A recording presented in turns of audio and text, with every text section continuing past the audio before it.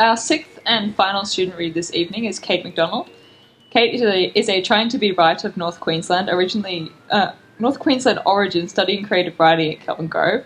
Her usual writing styles include short to not quite short poetry and long-form fantasy with a sprinkling of angry slam when she's worked up.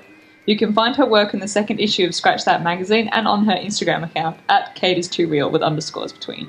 Please welcome Kate.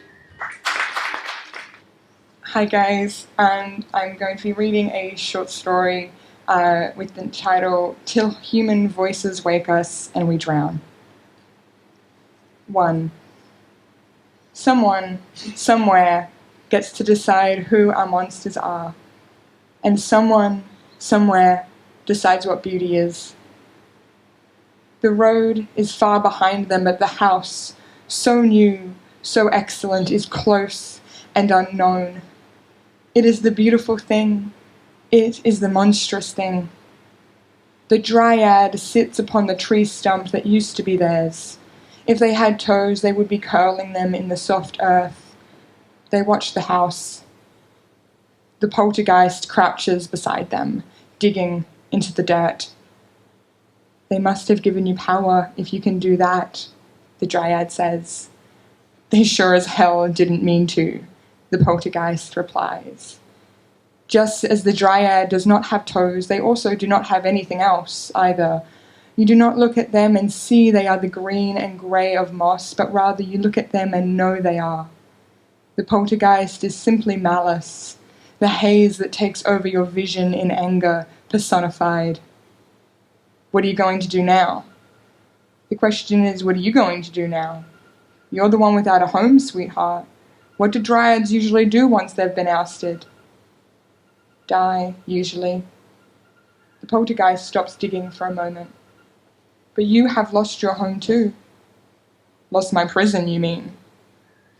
The warm light escaping from the windows falls like a blanket of autumn leaves. The curtains are open. Without fear, the occupants live boldly. What will you do to them? The dryad asks. The answer comes, whatever they deserve. 2. You're still here. The poltergeist has reappeared with the stars. The dryad never went away. They shrug now. And you are back. I got killed at night, so I come out at night. I suppose.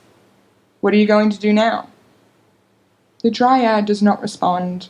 They have nothing to do anymore. The poltergeist shrugs and moves away, walking as they used to. The dryad wonders if adhering to the restraints of life in death is exhausting. They watch the poltergeist rap on the front door of the delicate, crouching home, insistently. The door begins to open just as the poltergeist yields to the night air. 3. You're still here. The dryad's drifting gaze acknowledges their presence. Apparently so. Thought you'd be gone by now. My roots run deep. Perhaps I will reshoot. Perhaps I will never die. The dryad watches from their perch. Why did you knock on their door?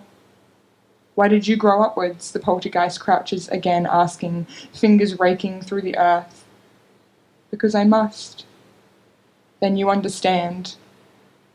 The poltergeist wipes imaginary hands on imaginary clothes.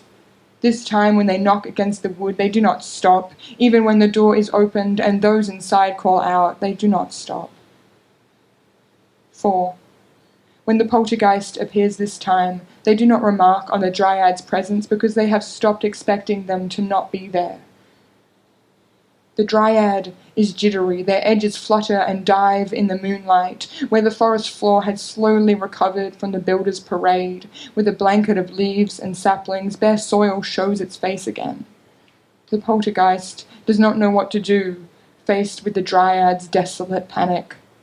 They crouch. They've been busy, haven't they? The dirt underneath their fingers is the only thing they are allowed to feel anymore. The dryad does not tell the poltergeist how the occupants come out during the day to see that what they will do about what they do not like. They do not tell them about the scrawny reshoot or how they had sung to it every day in the hope of life, or how one of the occupants had taken a rough blade to it, or how that small murder had hurt more than when their entire being had been cut in two. A door opens. The light from the house flows out into the trees like a liquid. A figure stands in the doorway, and the poltergeist is smirking. The dryad suddenly knows where the poltergeist displaced dirt is falling, crushed into carpets, falling into boiling pots on clean bodies, breathed in and coughed out in black saliva days later. The rapping begins on the door.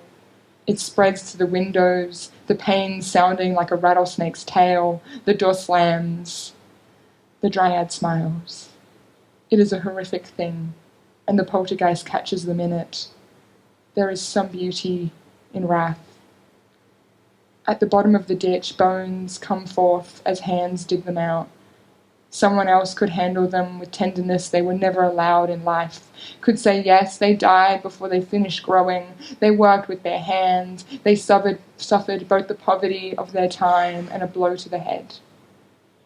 The poltergeist lets their thumb graze over where the skull had been smashed in. They look up at the dryad and hold it out so they can see it too. Mossy fingers reach out to trace the nose, the cheek, the brow.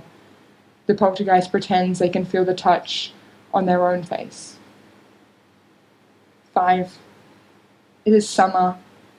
The sun lingers in the sky to give the world's children longer to get home. The poltergeist is learning they are controlled by the light and not the hour. They are learning they will never see the sun again. They are learning somewhere within these long nights that has begun to matter. So many things matter, they realize. The stump is pulled from the ground, reduced to death and overturned earth. The roots are drying out in the hot air. The dryad crouches next to the chaos, pinching panicked grubs and returning them to deeper, damper soil. They do not say anything. They do not look up. The poltergeist tries to help, but their fingers only pass through. Their limbs are not ones that can commit kindness anymore. Too soon, the dryad's shaking, bodily hands have become less bodily and less like hands. The poltergeist has never wanted to hold something so much. They have never wanted to crush something so much. They say no words because there are no words to say. The dryad leaves behind no chance of revenge. The end is a gaping throat before them. Not even hundreds of years of growing so quietly were enough. They stand, the poltergeist watching the dryad and the dryad watching the house. Screaming ensues from inside. The rapping gets louder even as they stand still. The windows smash. Rocks fall on the roof. The lights go out. What will you do to them? The dryad's voice is the whisper of blown-out candles. Whatever they deserve. The poltergeist's is the hiss of retreating water before a tsunami. The dryad begins to decompose before their eyes. What was once spirit becomes soft earth and warm moss. Their arms stretch out vaguely towards the sky. Their head turns to the poltergeist's mouth ajar, their eyelashes becoming moths, their cheeks sliding off as newly formed dew. The poltergeist reaches out to let the tears fall through their palms, unable to catch them. They are the beautiful thing. They are the monstrous thing.